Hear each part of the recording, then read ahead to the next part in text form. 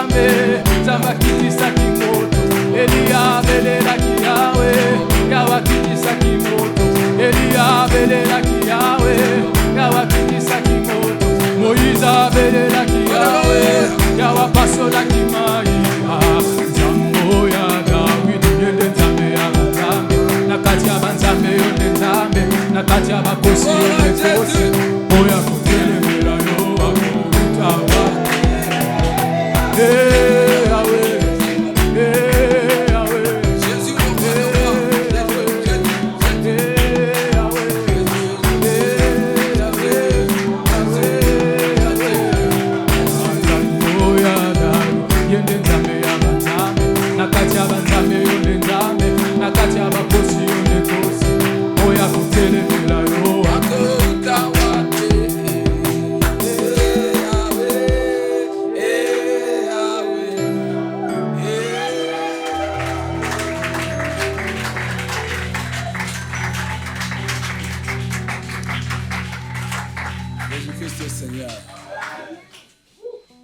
Il est l'incomparable. Actes des Apôtres, chapitre 2, le premier verset. Acte 2, le premier verset. Nous dit, Actes des Apôtres, chapitre 2, le premier verset. Acte 2, le verset premier. Le jour de la Pentecôte, ils étaient tous ensemble dans le même lieu. Les jours de la Pentecôte, ils étaient tous ensemble dans le même lieu. Jésus-Christ est Seigneur. Les jours de la Pentecôte, ils étaient tous ensemble dans le même lieu. Qui étaient tous ensemble dans le même lieu? Les jours de la Pentecôte. Le verset 15 nous dit, toujours non, le chapitre 1er, verset 15 cette fois-ci, chapitre 1, 15. En ce jour-là, Pierre s'éleva au milieu de frères.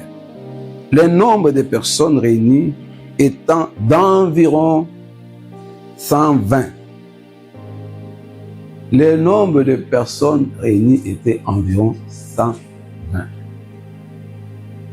Cette petite communauté d'à peu près 120 qui a été constituée après l'enlèvement de Jésus ou bien l'ascension de Jésus. Jésus a vécu sur la terre, en Israël.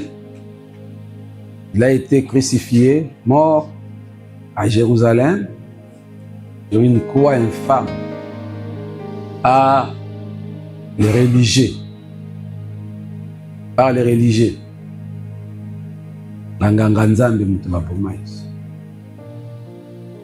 Faites attention, de nos jours, l'histoire n'a pas changé. Ceux qui font la honte de l'humanité, et surtout ceux qui prétendent être Panganganzam. Donc je parle des religieux. La religion a causé beaucoup de dégâts à travers l'histoire. La religion a créé des fossés.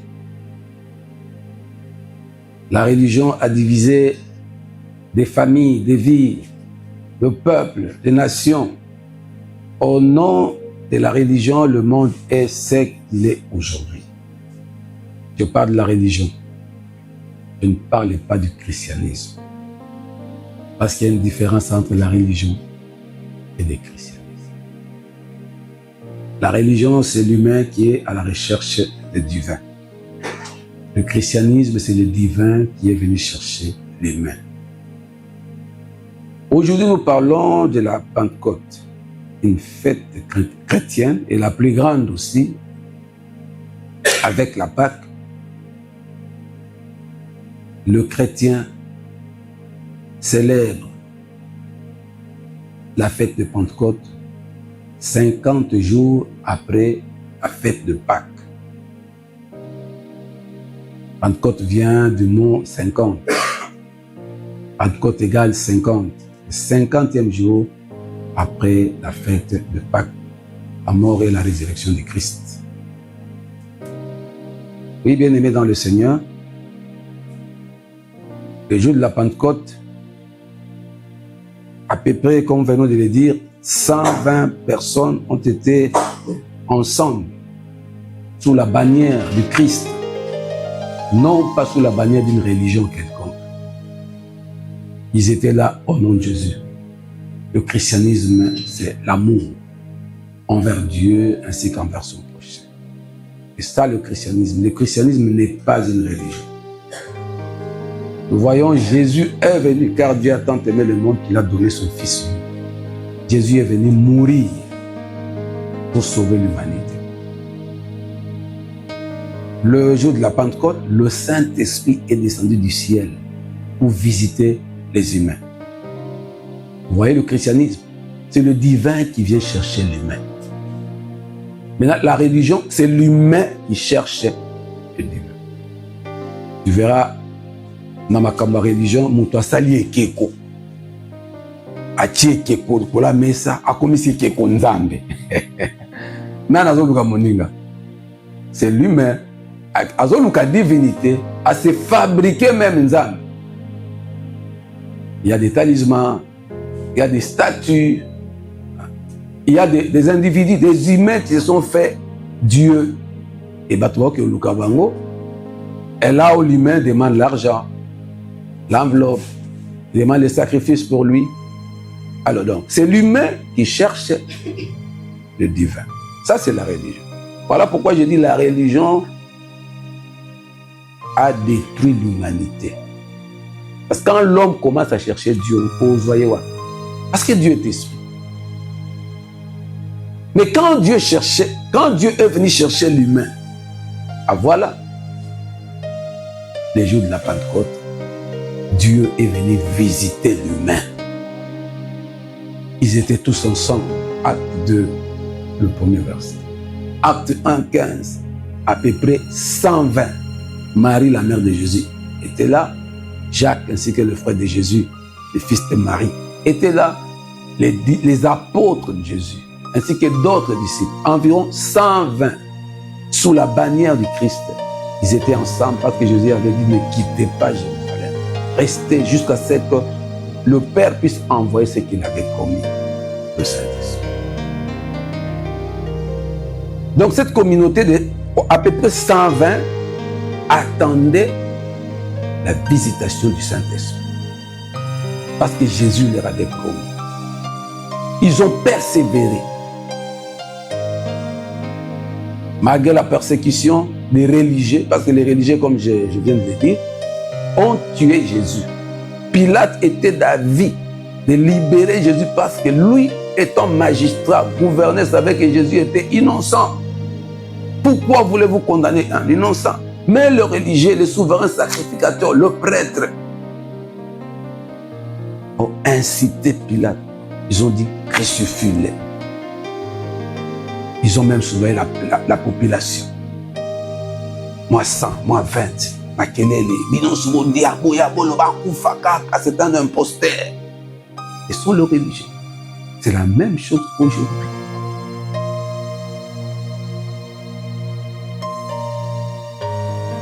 La religion a tué beaucoup de personnes. Boyoka guerre, croisade, des armées levées sous une bannière de la croix, soi-disant chrétiens, pour aller tuer du peuple. Les islamistes ont tué et tuent. Oui, l'histoire, Sarrazin et consorts, ce que les papes ont fait. Qui est dans l'Inde, hindou, bouddhisme, le musulman, au nom d'une religion. Avant le Pakistan et l'Inde, Grand Inde, c'était le Pakistan et l'Inde actuelle. Mais à cause de la religion, ils se sont séparés. Les Pakistanais disent qu'ils sont musulmans. Ils sont plutôt... Ils sont musulmans. Et les Indiens sont hindous, sont bouddhistes là-bas. Le Pakistan a un des Kabouana Kakapon à la religion. Et aujourd'hui, nous savons qu'ils sont en guerre. Parce que c'est bombardé. Voilà ce que la religion fait. Dans l'Occident, Irlande du Nord, Irlande du Sud, les Irlandais, même dans l'Irlande, pour la religion. Les autres sont protestants, les autres sont catholiques. Maintenant, je me demande, il s'agit de quel Dieu? Il s'agit de quel Dieu? C'est Dieu-là qui divise et qui sépare.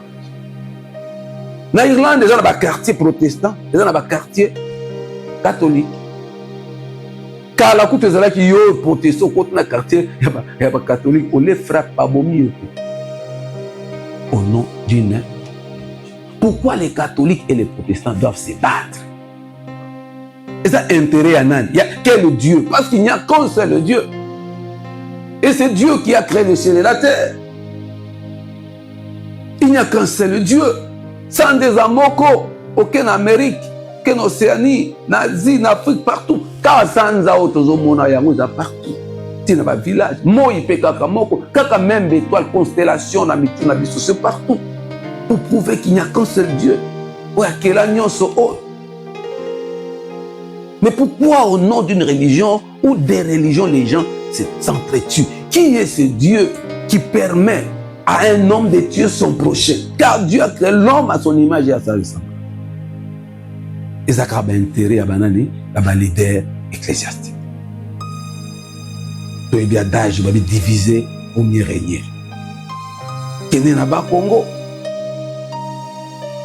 Les Burundais en Congo, et soi-disant même les Kimbangi, ils persécutent les autres là-bas pour la religion. Nous sommes Kende na ba Congo. Vous voyez ce que c'est la religion? Innocent belé ba koufa. Au cours de l'histoire, les papes ont brûlé vif. On parle de bichet. Bazu ba koni amine de ba tomboli koni on dirait ba sa foura ko tumba bakal. Juste pour brûler une personne pour à mettre qu'on contredit ce que le pape dit, ce que l'Église catholique dit.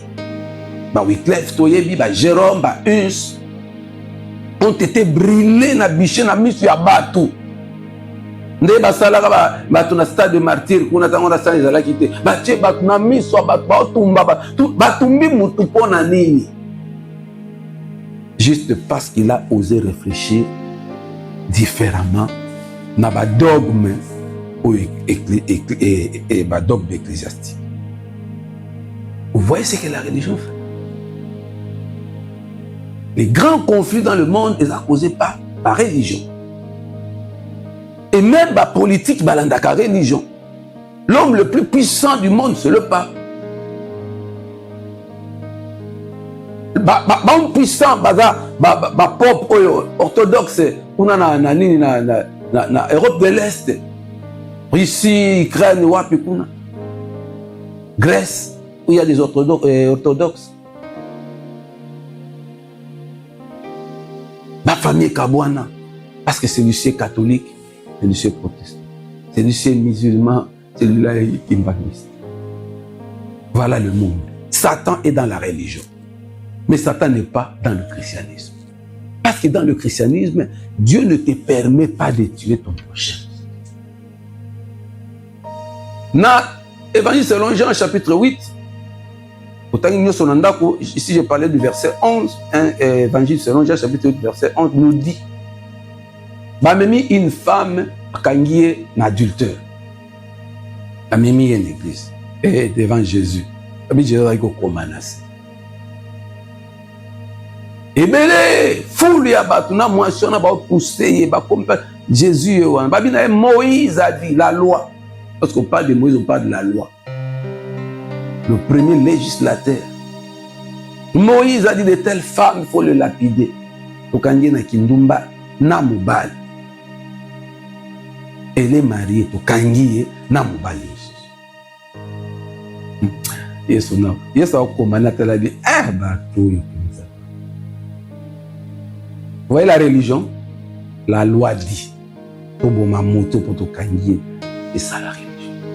Mais écoutez la réponse du Christ. Lui, Dieu, le Créateur.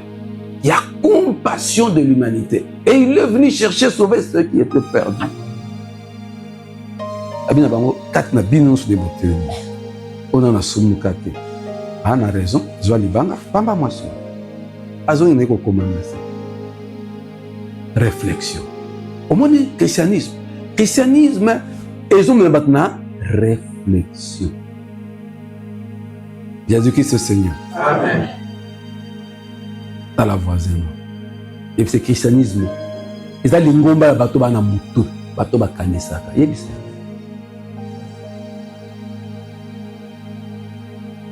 Tuna voisin ozana mutu, ozana mutu. Au monde christianisme, au monde Jésus, au monde le chrétien, ce sont des personnes, des gens qui réfléchissent. Et l'évangile du Christ nous mène à la réflexion. Après si on raison, après si on torte, effectivement la loi dit, moi je vous demande seulement, réfléchissez. On a nos quatre nabiens soumokate. On a les soumokate. Papa ne libanga, tu auras raison parce que aux ans au santo au soumokate. Maintenant applique la loi. Et ce pexé bon te va lapider moins sûr. Mais même on a réflexion. Voilà le christianisme entier. Le pasteur vous mène à la réflexion. Qui s'est l'investigateur dit amen. Our dogme na biso zalibo. Ici chez nous c'est comme ça. Boye beaucoup de structure moko établie banda soti wapi bokoko na makambo yebite bolanda yo kaka lokwa ba meme kaka bo dit amen amen amen. Ah ouais, ça c'est la religion. Voilà pourquoi ba savant Nathan wana ebele ba Newton bazo ba problème.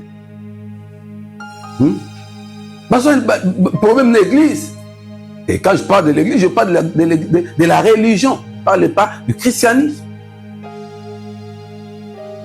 Parce qu'il y a un problème, les savants. Parce que les savants réfléchissaient. Parce qu'il y a un problème. Mokolo, Batuya Mayele, non, la terre est ronde. Ah! Vous avez dit solo. Non, muto il faut pas bomayer. Ba kangaye, ba bomayer pour muto réfléchir. Non, pour nanga la terre est ronde. La terre est ronde. La terre est là. Selon Bango, ba religion, au qui les actes. Il y a que le bandi doit se contredire makamuna. Il a réfléchi. Il a fallu combien de temps pour l'élo, tout temps on a géographie, tout temps ok la terre est ronde. Muto a réfléchi, c'est temps on a condamné à mort pour la réflexion. Pour une religion. La religion ne te permet pas de réfléchir, mais le christianisme te permet de réfléchir. Parce que dans l'église, ok, si vous réfléchissez à tout ce que l'apôtre, le prophète, le prêtre, le diacre dit pour les dogmes, pour les liturgies, les boyés, donc vous n'avez qu'à dire Amen. Il y a un moment même dans le mot quand soit quoi malou la bataille. Makamo mindele ba era biso. Mais c'est il y a latin par exemple. Ok na mbujimai, ok na chikapa, ok na timbatasiele, ok na ikosikibuli, ok na kikwiti, ok na messe latin. Même en Kinshasa. Combien de latin l'église? Ata tout ça la philo latin, to yeba la tête. Mutayebi la tête mola musa. Vous allez philo la tête, muyebi la tête. Si vous beaucoup na messe, beaucoup ti penza bo, il y a la tête. Tout na voisin, bien aimé, pourquoi ça? Non. Yo mo oyebi la tête. Si oké ko sala nini, pe oké okoti kuna ti obimi pe oyebi sanga. O junini, o salini. Tout n'a pas le bas, ok, mon message latin. Mais après, expliquer du saut, les uns quand les gens sont en répéter, on peut ça nini. Oui, il latin. Et pas malou la bataille qui va bien, mais non. Qu'est-ce que tu as fait comme ça, mais on a pisoté. Comment tu as fait comme ça, mais en latin? Et pour mon toi bon wana, tout mon toi ça. Comment wana parce que tu ne comprends rien. Tu répètes le quoi tchakou. Malemba ba ndeko na biso moko bazaka na tchakou, perroquet. Atie na cage, juste avec na cuisine. Cage, c'est beaucoup de boye, na cuisine, banda ko ya afro d'avance sur lemba. On a terminé. Chaque tongo, quand des maman bazalaka, atia nzungu, ya mai, etoka, ya mai ati. Oto bana ba, la muka, simba boye, sukola, so yi mai ati etoki, ah, maman ta robeta mbe. Ti e beli, ti e beli ke mai etoki, bo la muka, boya bo melati, bo ke les classes. Ko maman ta yinko so tongo, ti e beli, abana, nzoka chakwa yo kaka. Si vous avez kaka tongo, so ba ke de classe, ba tie ma mettre chakwa ba ti e beli. Maya fufu so ke toki chakwa yo na ti e beli. Omoni chakwa. Na maya fufu, na maya ti. Do ye kaka so bokoti cuisine bo tie mai ka mai toki pona ye ti e beli. Tuna voisin. Et c'est ti e beli. Ça va tuer le même à la mort au biti et belle. Non, bien aimé, la religion tue. Les saints bakoufa na moki bakoufa na kombo ya religion. Mais le christianisme n'est pas si salut. Acte 2, 1, ils étaient tous ensemble, 120 au moins. Ils attendaient Dieu. Ils attendaient le Saint-Esprit. Bafandi, bana prière, il persévérait parce que le Christ avait promis. Acte 1, 8, vous recevrez une puissance. Le Saint-Esprit surviendra sur vous et vous serez mes témoins.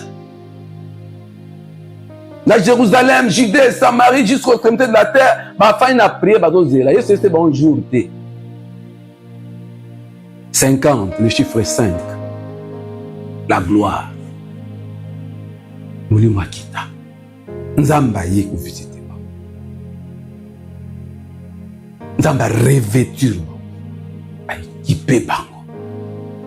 Frères, sœurs, persévérons dans la prière. Ensemble. Une petite communauté d'au moins 120. Ils persévéraient. Ils croyaient que le Seigneur avait promis et il réalisera. Toyebi jourté, toyebi tenté, mais persévérant. Ils étaient ensemble. Ils seraient bon bimana Jérusalem te. Yo pe ko bimate tika l'église persévère.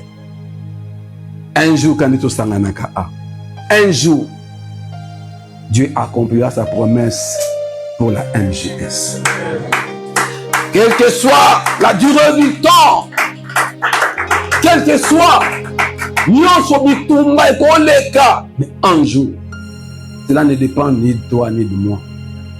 Ni na état mboka RDC.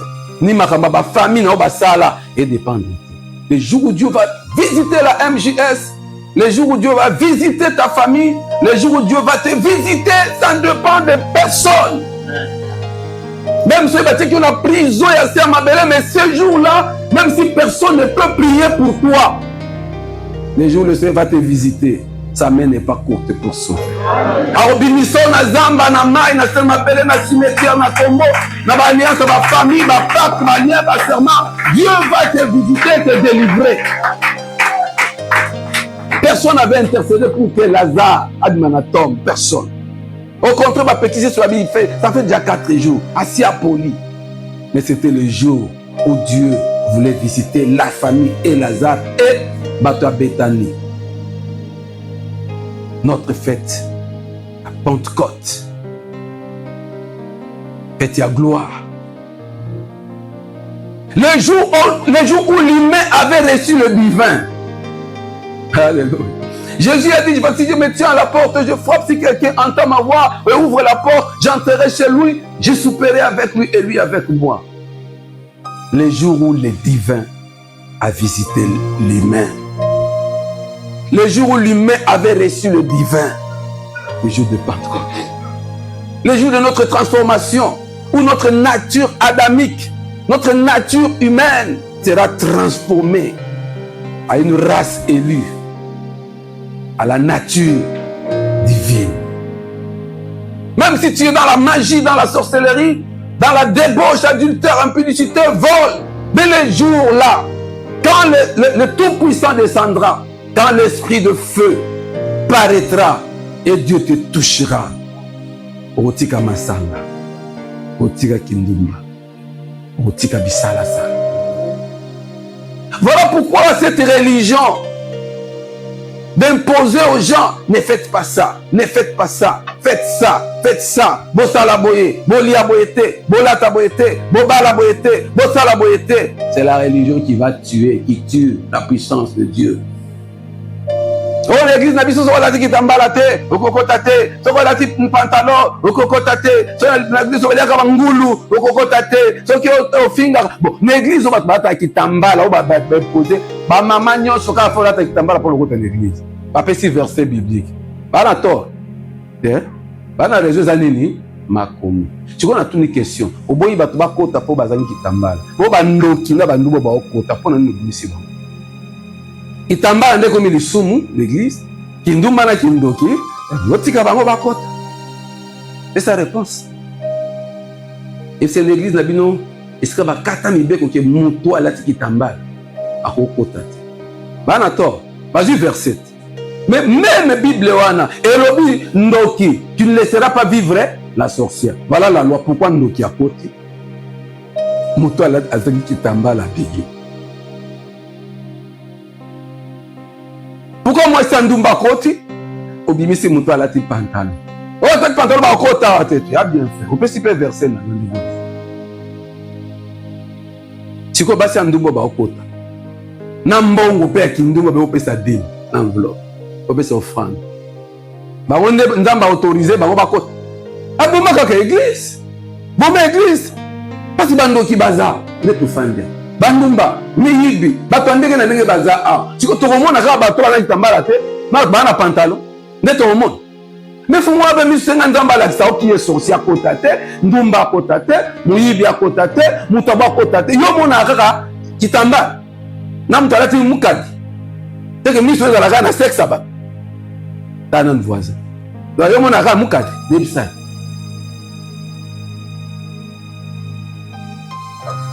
Yo mona ka mikadi, na mona ka makosi ya bato na mabandi.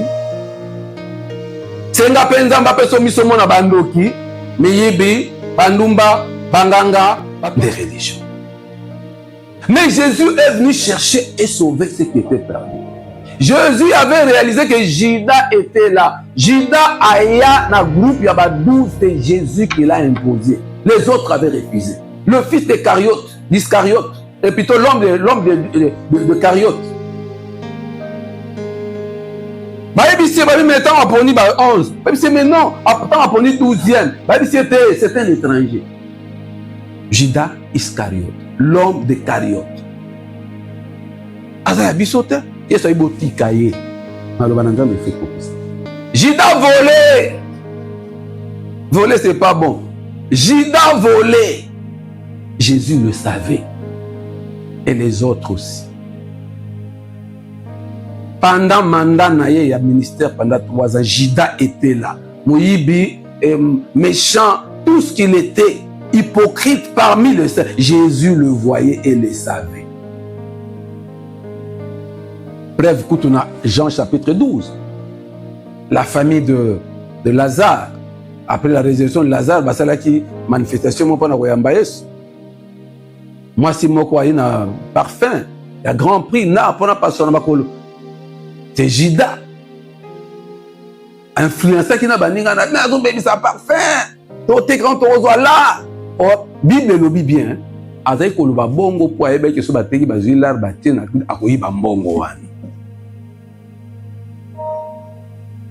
Mais aucune réponse à Jésus. C'est lui qui n'est pas un religieux. Et ça va aimer. Non, après ça, la réponse. Oui, tonton. Vous avez toujours des pauvres avec vous. Vous avez toujours des pauvres avec vous. Ah, vous n'aurez pas. Ngaba ozala nanga tango sote. Tika ye likambo azosala, azosala pona sépulture nanga, azosala pona okundanga. Tika ye. Tuna voix soki eza yo place ya Yesu ngalo bandi sola la. Et ça, le quoi, mon toiseau, kumisa, on doit mettre le maboko, mon toiseau, à pembe, on doit payer ça, tu vas kumisa. Yo, on a bien Jida, mon coloine de Jida, n'a bimana groupe. C'était le diable. Parce que Jésus savait que Judas avait une mission. Et cette mission osait paraître sombre, mais c'était pour sauver l'humanité. Jésus le savait. Atiki Judas. On a eu bengana batu combien? La vie na tona. Yesu a bengana mutute. Viva mo bengana mibali combien la vie na yo? Peut-être qu'à au Sénégal, méga $5 à bien en alerte, tu vois qui s'y dit, eh, m'bala mpiaka bano kenayo. Bon ça mpiaka mukolo, bon mikolo so vile mo metia okufa za kampia. Dodo, bois ça combien? Lelo papa na inabalo, bois ça combien? Messi, bois ça combien? Jésus-Christ est Seigneur. Amen. Senga nzambe tozo na Pentecôte afungolo pe misu.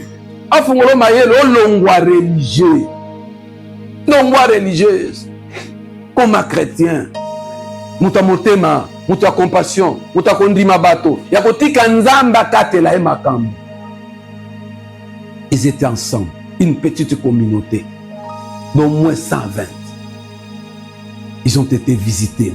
Parce que va persévérer qui église yankolo et sika au teibatu au bandi ko sambela au même on a réflexion bazo attend ya ko comprendre ba ko banda ko ya moko moko Nicodème ana buté pa Yesu abangi na mo poizwa explication ya makambo amoni Yesu explica qui abengana qui était bolo bakuna bino bo finganga bino mokana nga bobo manga Yesu atika ayamba na kacha butu era kolalo za kotungisa ngai Yesu ayamba Nicodème Yesu ayamba basi andumba ba epa inaye Yesu ayamba ba Tomasumu ba epa inaye Yesu ayamba ba beli abengana mutu te Yesu asenga mutu mbongo te asenga mutu enveloppe te po abika po yo évangile Yesu abengana mutu te po azai mutu pole na kitambala basi andumba za otala Yesu balataka mabe balataka kitoko te po moi si andumba balata kitoko ndenge. Jésus les a accueillis avec compassion. Vous voyez le christianisme. Quand la majorité nous sommes des religieux. Toi, l'esprit religieux, c'est ce qui tue l'église. Ceux qui aiment Jésus avancer, c'est parce qu'il y a plein de religieux. Et nabundi boza la chrétien et Dieu au ciel il me voit. Pour preuve quand nabino mutumo na bengana za terre. Mutumoko na o ya ko otelema lo funda epa na nzambe sanki papa faida ma fait ça. Amabe. Boloba. Mais malgré cela, boutique la kaba religieux. Na défié qui bino ce jour-là, je crois que semaine passée. Nanyo aya mo centre na MGS. Atomo ya musa. Muto aya na ba problème pe aya mo centre aya pur aya accompli bilamba pembe, soso pembe na. Aza. Boboy kotala boboy kondini. Ba so kotala loba ba olota. Bino so bayela ba problème. Bayela nga milimo. Papa de dona memela nga ba carton ya whisky. Akota not na kat na église na sac ba soupe na tolo akoti. Ayepe papa de dona. Non mon aïe. Pas un jour, aïe de sa langue à part ko langwa. Aïe na soupe na tolo na kat na sac, je le vois et je le sais. Et moi mon aïe beti moi tranquillité abimine take libanda poza mu peuple. Akeme la soupe na tolo na kat l'église abimi tenda kepe ameli so aller chingom po solo est-ce azo o mon aïe pena ki auto. Papa de donner un reprochage. Nate yayo. Pour la nini. Mais parce que église, il y a Christ qui a lui à réflexion. Il y a mon quoi zawana fanda à réfléchir. Mukolo atika masa. Atika. Akoma quoi l'église chaque dimanche à la carte. Oh papa, na sala mo kilimi tant comme na sala yo na bano sala banzembo papa na sala mokimi na sala li ba musicien ba nzembo ebele maintenant siko na eko sala lanza aya ka asala la kanda ba plus de 10 chansons to sali ya sima ego bima papa te tu mtasala na futi ete ye moko alobi nini asala la mokimi azawa na boy ko futa ete mais alobi il sert Dieu ateki masa après combien de temps au moins église et c'est si quoi va pêcher opportunité na mutu mabe sa nini délai à mbongwana ya mutu ça ne dépend pas de papa faïda ni de l'église ça dépend de Dieu yemei na mutu yemo condamnation ko te pa na ngai te ko ta pa église te muta condamna ka bato kaka wazali kolo na yo moko zo se condamne et quand Dieu te fait grâce au vivre na kati ecclésia zo saisir opportunité bongwana parce qu'un jour jugement nzambe koye. Mais moi, je suis là pour t'aider, au comprendre, au réfléchir, au komamutu, molimo, ndetine à Pentecôte. Bali mukwana, tobi l'humain a-t-il le divin, l'humain a-t-il le divin. Et c'est le jour même où les sorciers avaient su qu'il n'y a qu'un seul Dieu au ciel et le Tout-Puissant. Quel est l'acte 8? Il y avait un magicien qui s'appelait Simon. La grande puissance. Donc la puissance suprême en Mboka Samarie. Mais Philippe qui était en Samarie, Nzamba sali miracle na maboko ya Philippe. Pierre kuna na Jean ba ok na Samarie pe ba yambi Yesu. Pierre na Jean ba ye. On a obonde la bateau va recevoir Saint-Esprit. Le magicien Simon, l'homme le plus important de Samarie, va benga la puissance la grande. Tant que ba miracle et c'est maboko ba apôtre, pe molimo akiti, tant ba imposer mutu maboko. Mais Simon le magicien, oya bongo wana ki tant Philippe ateaki, aye ko landa Pierre. Abi non. A constaté que non. Nzambe na bino nde Nzambe. Il est le tout puissant. Ngai ba bela nga la toute puissance mais Nzambe bolekinga. Aye na mbongo. Bozo mbongo hein. Bopesa nga pouvoir au bozana ngo. Comme ça nga pesa ko motia batu baboko. Batu pe bazo molimo. Au monde le magicien qui était vénéré, respecté dans Samarie Mobimba, les jours où les apôtres sont venus remplis du Saint-Esprit, à comprendre que non, bato balekinga. Moi ni Pentecôte est comme ça biso ba nzambe. Et puis ça biso nature divine. Pentecôte. Lorsque tu reçois le Saint-Esprit, tu seras transformé. Tu as accompli la promesse au Bible Nabiso. Ne t'ai-je pas dit, vous êtes des dieux. Oh, Jésus a confirmé dans Jean 8, vous êtes des dieux. Mais de Pentecôte, quand tu as le Saint-Esprit, tu es rempli du Saint-Esprit, tu commences à voir les choses autrement. Tu deviens puissant. Et les sorciers, les magiciens de ta famille, il y a quartier, il y a église, il y a wapi. Tant que tu as habité Moutou à l'équipe. Bando qui va monter là, qui va nyata, qui va finir, qui va le jour de Pentecôte, lorsque tu reçois le Saint-Esprit, na ba noko, batata moi si bata quartier, o ba ye ba goza na nzungu na ba moniko, o bini na paix. Babi tete. Moi non à l'équipe biso. Bon, pour un nid, battre quoi biso, na ba famille na biso, même ba mpaka ya famille ba biso tata. Na ba maman Nelly Baza, ba maman Zé, ba maman Bazali, ba Trebele, ba papa Dieu donné. Ko benga papa. Et mon enfant na bien qui papa ya nga papa maman Nelly, papa maman Zépi, papa Gilles, papa Gilles benga, papa Kapo. Alors benga tant bon to benga faïda. Faïda. Mais tant voyez ko bon wana ko benga papa faïda. Fabrice na kosi. Et avec beaucoup de révérence. Et mon talinga papa benga papa faïda. Azo se confier pas na. Azo ye biso makambo na. O peso ba sije. Atindi pa na posa papa faïda. Et moi longo kuna yeko lukangai a. Pour l'année. Bonne réponse à Copes. C'est parce que, à comprendre que, na supérieur spirituellement, na ye, na un esprit, na un molimo, na un nzambe, kati nanga directement, ata koko na yo, ata tata na yo, komi mwana na.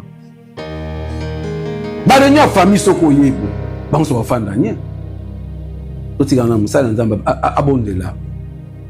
Mokonzi mboka moko abengisa biso. Tokende groupe ben azalaki ngai na bandeko mususu kuna na Gombe.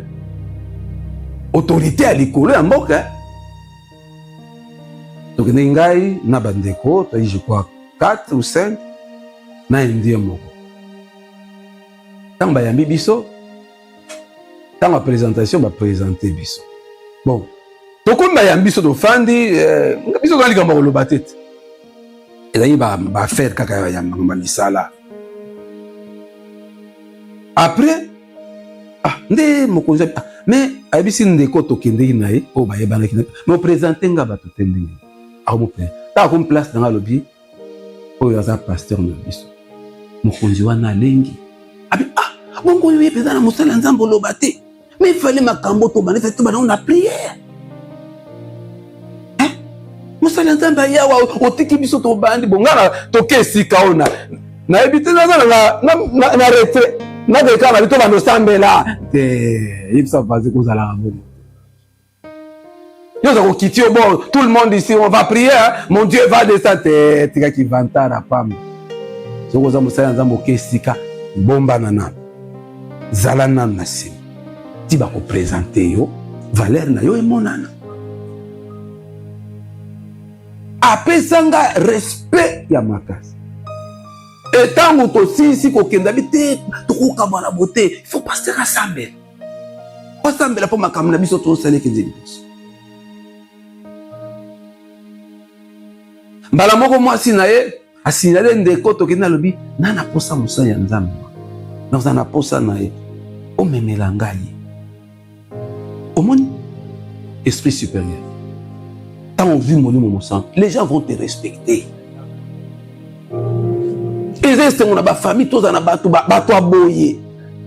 C'est très important. Et ça, on a une relation à Batou Yaboye. Et c'est le jour où maladie, et bien que c'est un pouvoir dans notre monde. Et mon colon liwa, et bien que c'est un pouvoir dans notre monde. Et quand mon colon le péché, et bien que c'est un pouvoir dans notre monde. Na longami mutwa longinga, c'est le jour où l'homme dans la tête qui colo de la création. Donc on a Pentecôte. Et toi qui as le Saint-Esprit, toi qui es rempli, tu es au-dessus. Daniel Lamboka Babylone, le devin, le marabout, le magicien, ma banane, nous sommes allés à un roi Nebuchadnezzar. Bako quitte tant Joseph Daniel aye. Rempli de l'esprit à résoudre les situations.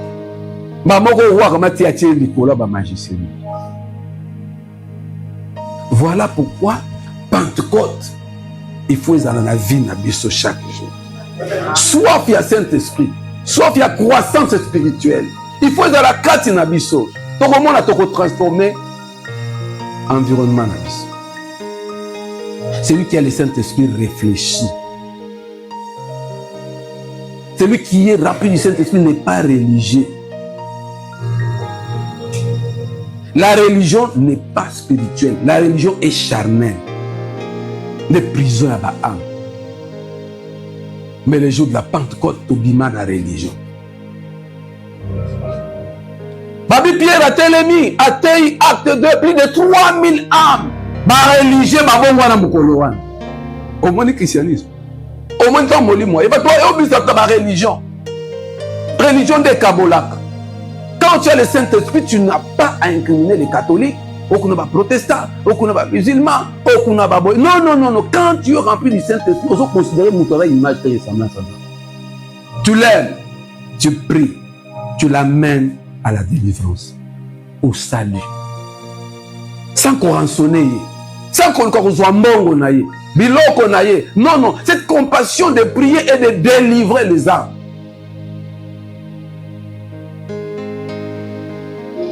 Omoni mwasi antumba yokela ye mawa. Omoni muyibi yokela ye mawa. Omoni mutwana kindoki yokela ye mawa.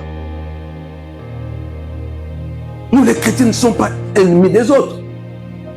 Nous devons prêcher l'évangile de Jésus. Le moi la religion. Mais il brosser moi tableau à mouke au monde à ce que bah méfait à religion dans le monde. Et même hier soir pour faire religion ou te bomai. Religion bomai. Tous en abolingo. Moi quelque chose à RDC.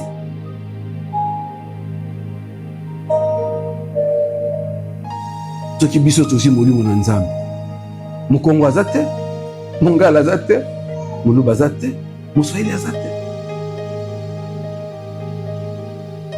Nous sommes africains. Tous abattus. Racisme et Satan. Voilà ce que fait le Saint-Esprit en nous. Au moins 120 basangana qui bango sont ensemble moli moi kita. Biso beto sangania. Sous la bannière du Christ.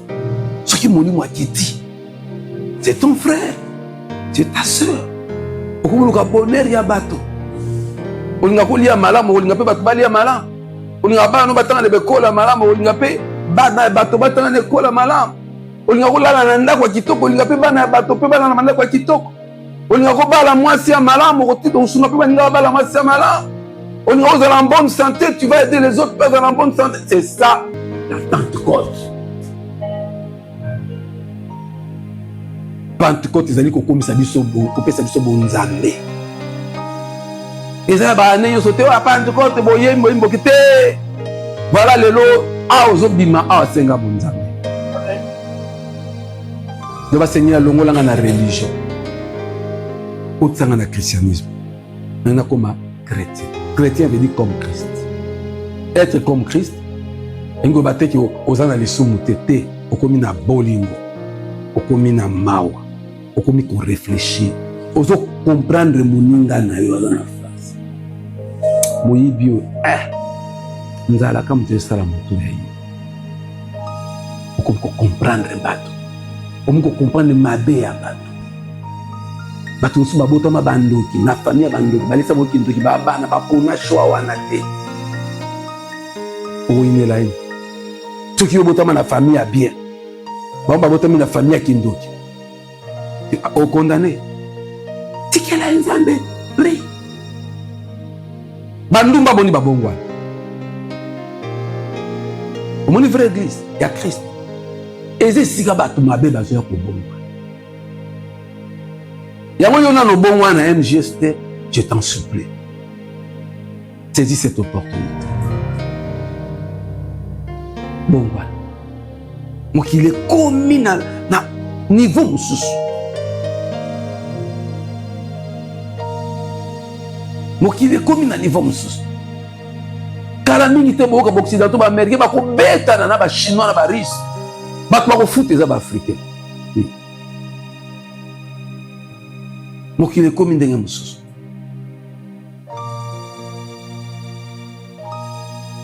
Bongwana. Nde Pentecôte yale. Linga muza ntika mabe. Le Saint-Esprit est là.